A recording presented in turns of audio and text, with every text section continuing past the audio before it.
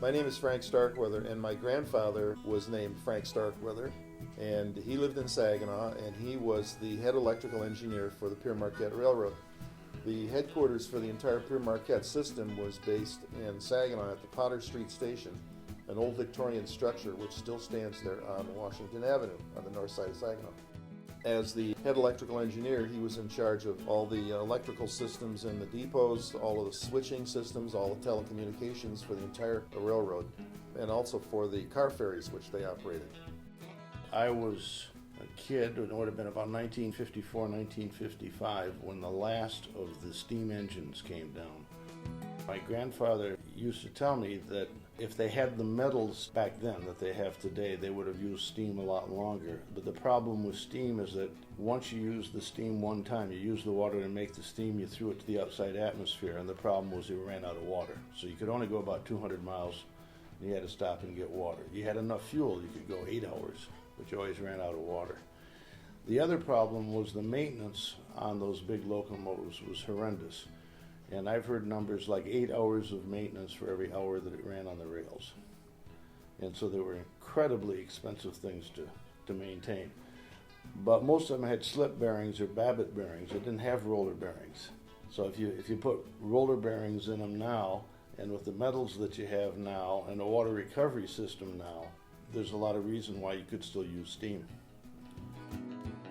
The Pere Marquette Railroad was pretty much a Michigan railroad, and it brought product to small towns in the thumb and up through the center of the state. It also linked with some other parts of the state, like over Port Huron into Ontario, I believe, and down into Detroit.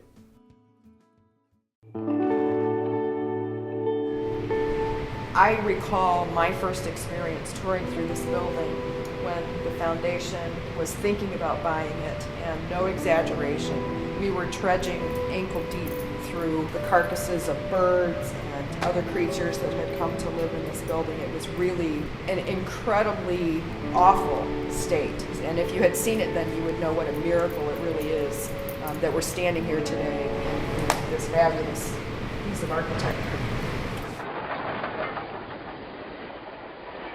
I believe it's engine 1225 still exists. It was the model for the Polar Express movie.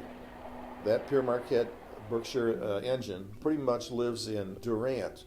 Durant is a station sort of between here and Lansing. There's a wonderful railroad museum there. And somewhere in one of those barns the Berkshire engine is kept and very well maintained. And from time to time it is used for railroad excursions. And about 2 years ago it was brought through Bay City to Standish. Brought a bunch of passenger cars, and people paid big money and had a nice lunch and so on and so forth.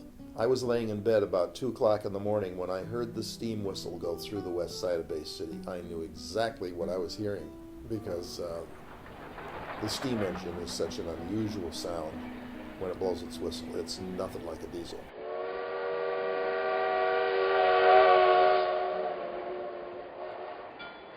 I knew exactly what I was hearing. I was hearing the railroad sounds in my childhood. It was wonderful.